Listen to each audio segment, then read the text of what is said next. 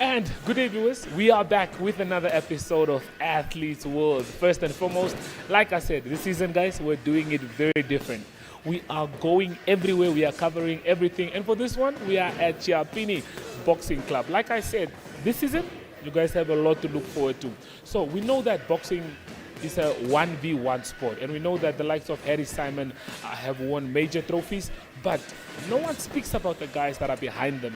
No one speaks about the guys that give them the tips on how to hit a perfect uppercut. You know, the right hook must come like this and like that. So for today, we are here to chat to Gino Chiappini. He's going to tell us more about the sport, and after that, we'll also be talking to a couple of the boxers and coaches, most probably, to just tell us more about what they love about boxing, because Tame Bra Ek and box. They hit you hard. I don't know if I can. It's not for me. I already know it's not for me. I don't like being punched in the face. I'll probably kick you. So we're going to learn about the discipline. We're going to learn about how to hit a perfect. Check the cameraman's crack on biggie. So, but nonetheless, hang tight, viewers. I'm very excited for this one. The action is on. It's on. These guys are. Cameraman, check. Shoo! I'm excited. Get ready. Athletes World, another episode. Hang out with us as we bring you exclusive interviews. Well, viewers, like I said, I'm joined by none other than the man himself, Gino Chiappini. Gino, introduce yourself to the viewers for those that do not know who you are. Tell them a bit about your background, what you do, and why you love the sport of boxing. Good evening, everyone at home. Like Brian said, my name is Gino Chiappini. I'm owner of Chiappini Boxing Club for the last 6 years. I started the gym in 2019 out of my one flat that I was renting, the garage of the flat. So that was where it all started. And this is our class. This is our evening class. Our seniors the guys are very hard at work. They fought this weekend. So it's kind of an in-between session, no hard sparring, just taking it nice and easy, taking a nice run, feeling it out. Ooh, very excited to see how these guys take the light training. One thing I can say about this place is, as soon as I walked in, I felt at home. I felt loved. It's very nice. It's very clean. It's beautiful. Tell me, you were a boxer yourself once. For the viewers, we need to educate them as to when you stopped, why you stopped, and why you decided, you know what, I'm still, regardless of me not boxing anymore, I need to still put what you learned back into the sport. And a few years later, here we are at this beautiful gym club, or what should I call it? Yeah, my boxing club. So tell us a bit about that. You know, thank you so much for saying that you like the gym. We put in a lot of hard work in this gym. You know, I pay for it. Brendan helps me out a lot with putting up all the bags, because I'm not the best handyman in the world. Don't ask me to come do anything around your house, Brian. So we've got all our great boxers here up from our country, from my gym. We've got Julius Intongo, we've got Paulo Zambunda, Hitman, Harry Simon. You know, all of them are there. I just love boxing. Always have loved boxing. It's a thing that me and my father used to do, and my mother and my sisters, to a certain degree. My one sister actually also used to box. She used to be a pretty good southpaw. Okay. So, it's just always been a thing for us. Used to get up early, watch the fights. I unfortunately got into a few fights at school. I'm not proud to say, you know, don't do as I do, but always you have to defend yourself, 100%. So after a while, I was like, I should probably figure out how to do this properly. Were you defending yourself? Yes, of course. At all times? At all times. Okay, fair. You're not gonna get a hit off me. No. And then, when did your career of boxing? When did you put a lid on it to say, you know what, I can't box anymore? Because you and I spoke behind the scenes. I know it was regarding an injury in your shoulder. So tell us a bit about that. So I started boxing with, what was it, 2013, 2014, somewhere around there. I started at Salute Boxing Club in Katatura, and I used to train with Ambunda, I used to train with Wilberforce, all of those guys when I started, you know. So it was great. Used to go there for training, box amateur for about, when was my last fight? 2021, 2022, just after COVID, you know, we had a fight. And I had an injury. I have 3 screws in my left shoulder. So, I had a bad shoulder injury there to put my the cartilage that your shoulder joint is encased in. That cartilage that holds the joint broke off, so it had to be attached, and it's gone out a few times again. I know Dr. Frielingsdorf helped me out and referred me to South Africa, but still, after 5 years, it came out again. And my big issue when I was boxing, I never really had anyone to guide me. I was always, I don't mean this in any bad way at all, I was the only white guy in the whole gym. So, there was a time, like an adjusting period, the guys started to, they started to become a friendship, and guys started to look after me, but in the beginning I was just thrown to the wolves, just, if I look back on it now, it's actually pretty bad, so that's what I want to avoid with guys like Peter Kotze, who's in my gym, defending national champion, boxing now 3.5 years. And the thing that gets me out of bed in the morning and makes me want to work with guys like Peter is I can count on one hand in the last 3.5 years how many training sessions he's missed. I can count it on one hand, and I have evidence. I think the viewers need to understand how much of a statement that is. In the past 3.5 years, he can count on his hands how many times Peter Kotze was late for training. On one hand. On one hand, my cameraman, like I said, this guy. Cameraman, if we have to count how many times he's been late. Need mine as well. We won't stop. We'll need everyone's hands to count. But the type of dedication that's required for boxing and discipline. Can you tell us a bit about what type of dedication and discipline do you need to have to succeed in the sport? Let me just take you guys through an average week now for the month before our national championships, which is now in 2 weeks. So on Monday, we have this workout, which consists of a 20-minute run and an hour and a half in the gym. That's skipping, shadow boxing, hitting the bag, doing mitts, doing abs, doing neck. Then on Tuesday morning, we have a workout from 5 to 6, skipping, hitting the bag, abs and neck. Then in the evening, we have again from 6 to 7:30, we have a workout. Wednesdays, we run for an hour or an hour and a half. Thursday nights, we have Thursday mornings, again, we have 5 to 6 in the morning. Then again, Thursday evening, 6 to 7:30. Friday, you are off. Saturday, short run, 5K. Sunday, long run, hour and a half, 2 hours. Ladies and gentlemen, that's a week.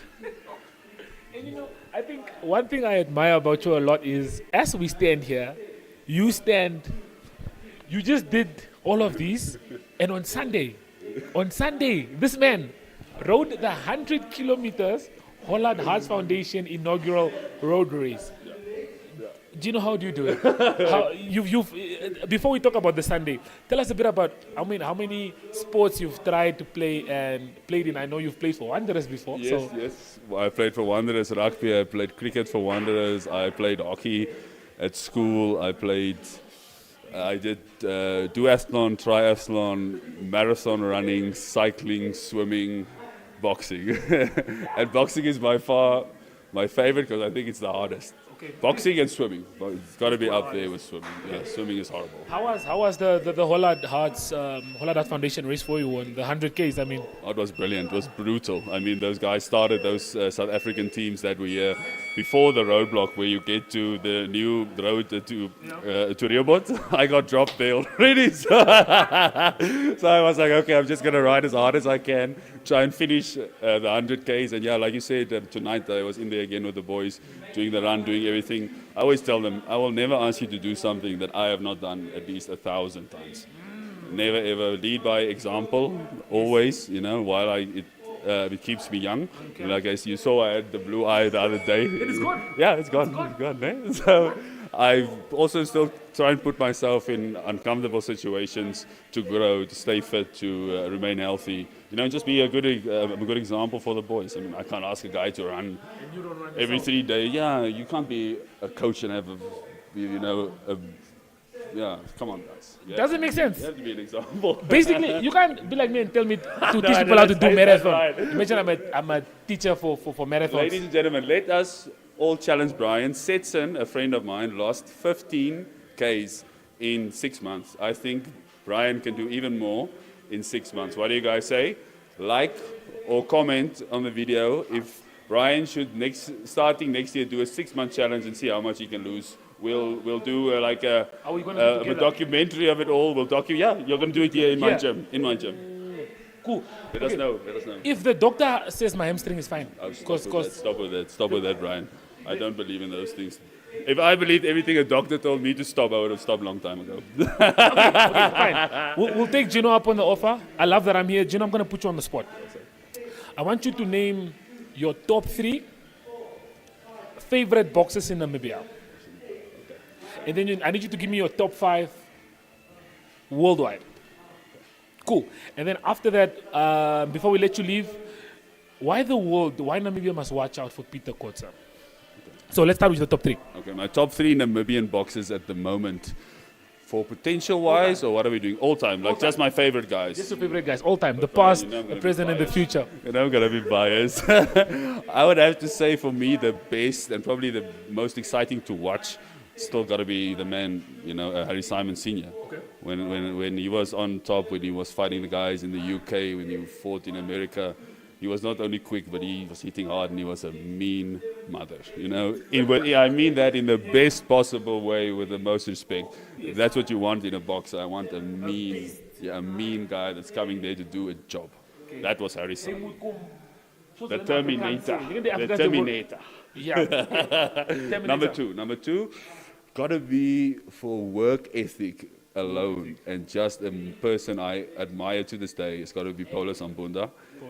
Okay. Just the way he used fitness to overcome skill level adversity, being on the other side of the world, having to fight a guy in his backyard, just pushing a pace on a guy, never stopping.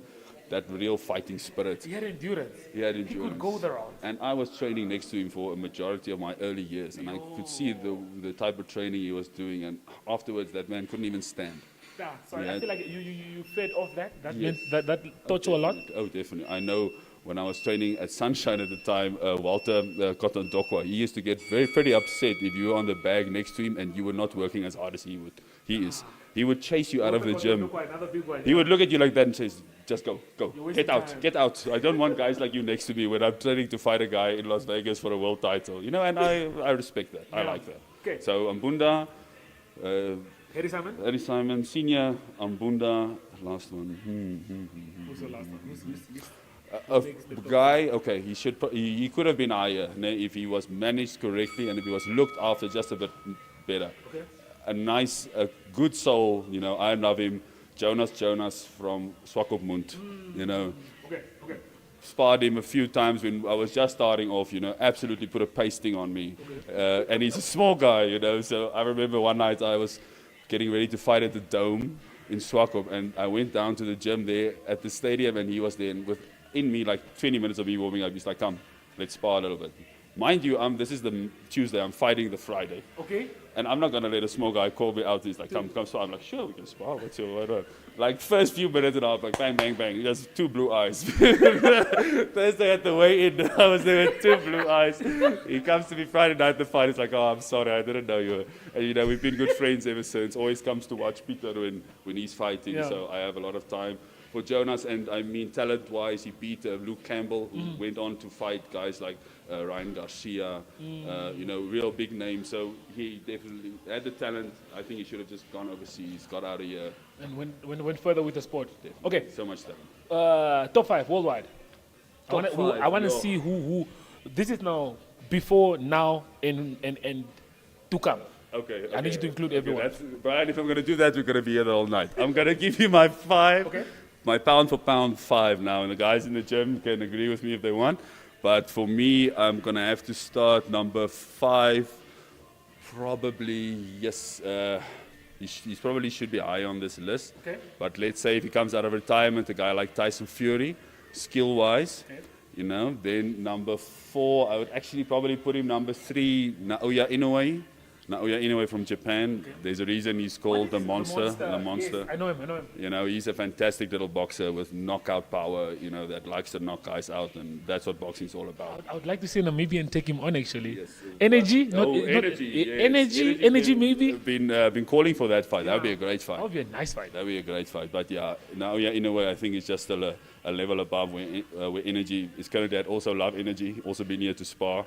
Very good when he's disciplined, when he's in the gym. But for a guy like Inoue, you need to not put in a month or 2-month training camp. You need to be in the 6 months. In the gym 6 months. Can't skip any corners with a guy like that.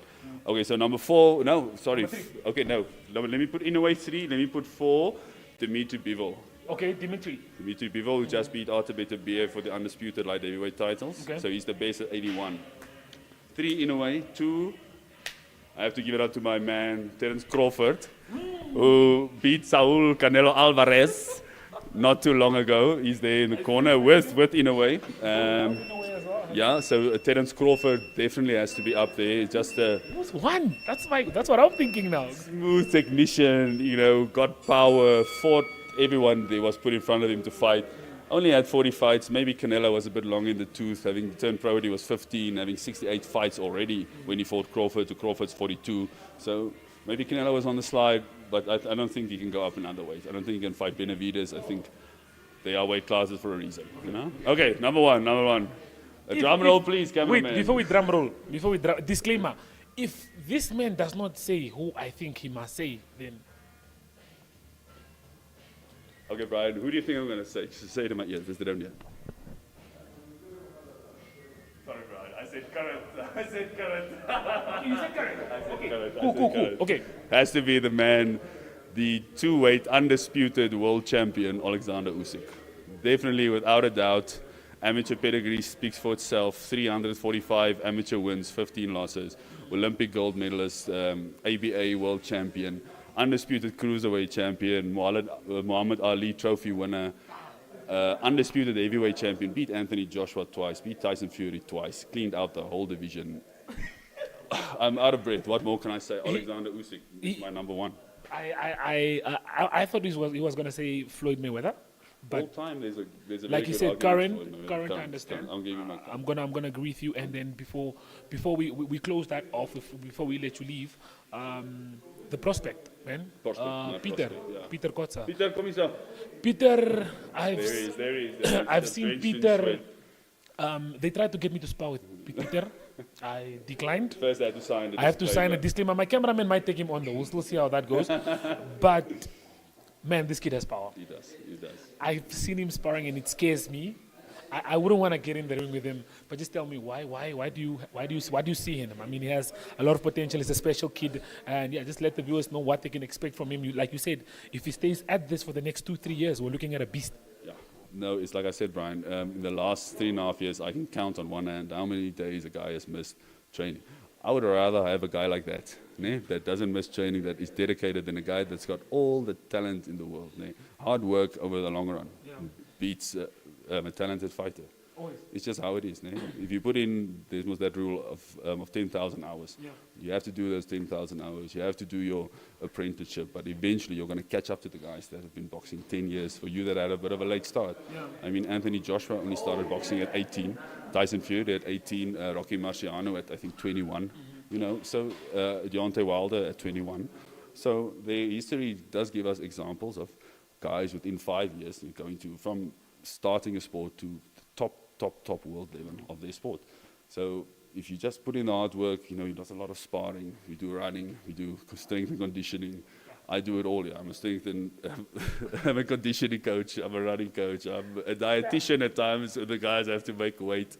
That's another horrible part of it. When he fights at the nationals, we go from 86, 85 to 79.9. You have to do that 3 times in 1 week. Stay at that weight. So you can't eat, fighting 2-3 times a day. It takes a special type of guy that wants to get in the ring. And like I said, my gym's for everyone. It's for people that want to start for fitness boxing, people that want to lose a bit of weight. Any girls out there that want to learn a bit of a self-defense, a straight right hand is still the best weapon, in my opinion, when a guy's on you or close to you and he doesn't have a gun or anything. So it's for everyone. I have guys in my class from 6 years old. The juniors class is 4:30 to 5:30. The seniors 6 to 7:30. Mondays, Tuesdays, Thursdays. The mornings classes Mondays, Tuesdays, Thursdays 5 to 6. Wednesdays we run. Fridays we run. Saturdays and Sundays we run. So,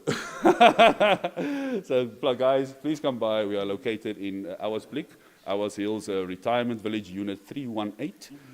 Unit 318, Ouwersblik, Ouwers Hills Retirement Village, Chipini Boxing Club. You can find us on Instagram, Chipini, CHIA, Boxing Club, or on Facebook, Chipini Boxing Club. Send me a message, send Champ Mufasa a message, Instagram handle, Champ Mufasa.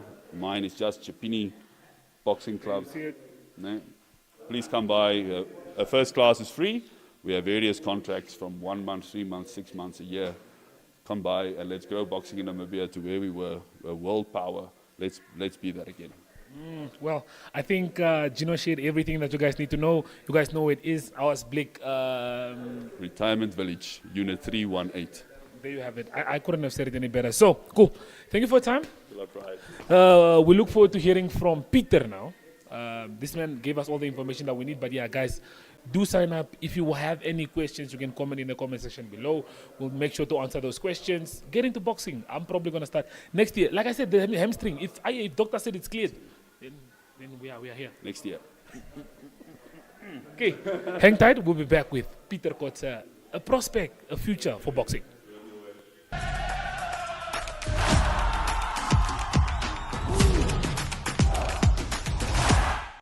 Okay, viewers, like I said, we had to make sure before we close off the episode, we had to speak to a prospect of the future. Gino Chapini believes in you a lot. I do too after what I've seen. But for the viewers that don't know you, vir die mense wat nie ken wie jy is nie, miskien net 'n kort introduction, net 'n bietjie vir die mense vertel wie jy is en wat se weight class jy is. Ja, baie dankie. Is 'n voorreg dat ek hier op kan wees. My naam is Pieter Kotze. Ek is 'n light heavyweight boxer hier van Chipini Boxing Club af. Ons het laas jaar die national title gevat van 875 to 80. So ons is hierdie jaar, ons hoop ons vat hom weer. Ik kan definitief vir julle sê dat die kans is baie groot dat die man hom weer vat. Peter, tell us a bit about when you got into the sport of boxing. What sparked that love for the sport for you to decide? Because boxing is not a, like everyone says, it's not a game. You can't say ek gaan speel box soos ek soccer gaan speel nie. Verstaan jy? It's not the same thing. It's you alone in the ring. Je moet punches kan vat en je moet punches kan gee. So wat het vir jou laat voel nee, dis jou sport? Ja, kyk van wat ek dink ek was 17 toe ek boks eintlik regtig begin hier by Gino nog altyd van die begin af. Maar ek dink van die begin af dit was altyd net jy sien vir Floyd Mayweather die fancy watches, die fancy karre. Ja. Jy weet dis is almal se klein droom as jy net soos jy sê. Ja, jy is net soos ek wil daai doen. Jy weet ek wil daar in die ring klim en ek wil net daar in die ring klim en kyk wat kan ek doen. Ek dink boks is die sport waar jy regtig weet wie jy is. Jy kan nie wegkruip agter iemand, jy kan nie wegkruip agter 'n span nie. Dis jou foute. As jy dit maak, jy gaan betaal. En jy gaan die ring betaal so. Hoe was jou eerste fight? Hoe was jou eerste experience waar jy gevoel het, okay, cool. Hierdie kan ek actually ernstig fight. Waar het jy begin voel jy if with dedication and commitment kan jy iewers uitkom? Kyk, ek het my eerste fight 3 maande toe ek begin oefen. Na 3 maande toe het ons my eerste fight daar in Swakop. So my coach het altyd vir my gesê, as jy hard oefen dan gaan jy dit maak. Jy kan nie net hier halfpad, dis 'n sport waar jy net kan een dag kom of 2 dae kom. Dis soos jy moet alles insit wat jy het. Anders gaan jy nie perform daai aand nie. En die eerste fight het goed gegaan, ons het gewen by tweede ronde knockout. So, ja, dit was 'n experience. Okay. For the viewers that are watching at home, there's one thing that Gino said that's crapping my kop, ne? To see, look, you've been here for the past 3.5 years, most probably. He said, I can quote this man, you've only probably missed, the amount of times you've missed training, he can count on his hands. In 3.5 years, like I told the viewers, my cameraman, maybe 900 days, walk. The Indomer says, walk. Where does that dedication comes from? What motivates you enough to consistently keep showing up every day? Because this is now for the boy child and the girl child that are watching at home. Wat motiveer jou? Wat hou jou motivated? Wat laat besluit jou nee, ek kan nie training vandag mis nie. Like die dedication en die dissipline is nie iets wat almal het nie. So kyk, ek dink as jy elke mens het 'n rolmodel. En as jy kyk na enige bokser of enige sportsman veral, dis hulle oefen altyd hard. Jy kan hulle flaws miskien iewers anders kry in tegniek of iewers, maar die dedication van 'n sportman of sportvrou, dis altyd daar. Jy moet hard oefen, elke dag oefen in die gym, as jy die ure insit. En as jy dit doen dan dit word nie, ek sal nie sê dit word makliker nie, maar dis tog jy voel dan net op die aand van die fight, ek het alles gegee. Wen of verloor, ek is hier. So dit is my. Dit is wat ek gedoen het so. okay. Ja. Okay, clearly we're running out of time. For ek laat gaan. What are your biggest dislikes? Not necessarily dislikes, but things that make you roll your eyes and be like, da. Because I know you told me the fact when you always have to cut weight, for example. How's that for you? Yo, weight cutting, that's a different story. For me, especially, it's a different story. I like sweets, I like pies, Coke, you know. So for me, it's really difficult to just like... Cut off. Yeah, it's like, even if you cut off when you go home, the mother has bought sweets, chips. The day you start, everything is there in the house. Nou is alles blik. Nou is alles lekker, nou moet alles lekker gaan. Nou moet jy nou nee sê vir alles. So dis tough. nee, dis tough. Tough dissipline. Nee, dit doen regtig, dit doen. Nou, as jy altyd klaar gekat het en jy kan nou iets kry. Wat is die eerste ding wat jy aandink om Ek te het sê? 3 goed. Okay. Ek het 3 goed. Koop my 2 vetkoeke, né?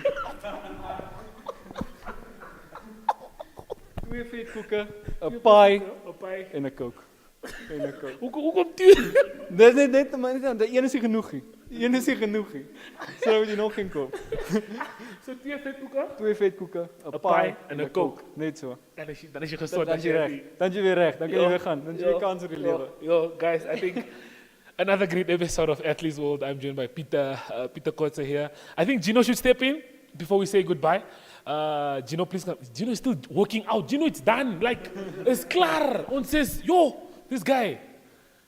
So yeah, guys, these are the guys from Chapini. Next year, I'm going to be joining them most probably, I hope, Ja, definitief. to go on a fitness journey. I'll figure out my life and then I'll make it work. But guys, thank you for having me. Big pleasure, Brian. Da. Always welcome. Always welcome. Thank you. Had a great time here. And all I want you guys to tell the viewers is they must watch Athletes World on Monday to watch this episode. So, Gino. Everyone at home, please watch Athletes World Monday, 13:30. 13:30, only on DSTV channel 285. My guy. So if you guys want to see this episode, please, cameraman, you'll tune this channel first. Okay. If you guys want to watch this episode, like Gino just said, on DSTV channel 285 on Monday at 13:30, you can tune in, watch the episode, look at how these guys do their thing. Maar ik het warm meer uit ook. Ek sien. Pas op. But viewers, that's all the time that we do have for you guys today. Athletes will be back with another banger episode soon. But you guys need to check out this one. And from us, it's goodbye.